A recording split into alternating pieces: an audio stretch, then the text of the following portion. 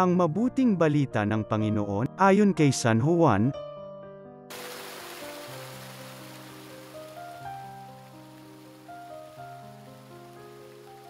Noong panahong iyon, nakatayo sa tabi ng krus ni Jesus ang kanyang ina at ang kapatid na babae nitong si Maria, na asawa ni Cleopas. Naroon din si Maria Magdalena. Nang makita ni Jesus ang kanyang ina, at ang minamahal niyang alagad sa tabi nito, kanyang sinabi, "Ginang, narito ang iyong anak." At sinabi sa alagad, "Narito ang iyong ina." Mula noon, siya'y pinatira ng alagad na ito sa kanyang bahay.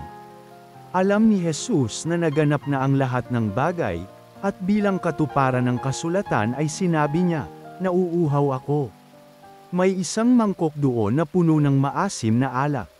Itinubog nila rito ang isang espongha, ikinabit sa sanga ng aisopo at idiniit sa kanyang bibig. Nang masipsip ni Jesus ang alak ay kanyang sinabi, "Naganap na." Iniyukayok niya ang kanyang ulo at nalagot ang kanyang hininga.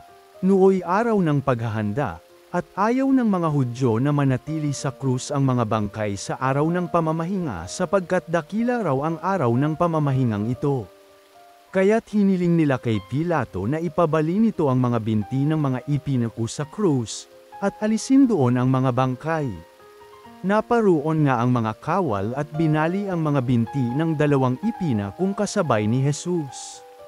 Ngunit pagdating nila kay Jesus at makitang patay na siya, hindi na nila binali ang kanyang binti. Subalit inulas ng sibat ng isa sa mga kawal ang tagiliran ni Jesus, at biglang dumaloy ang dugo at tubig. Ang mabuting balita ng Panginoon.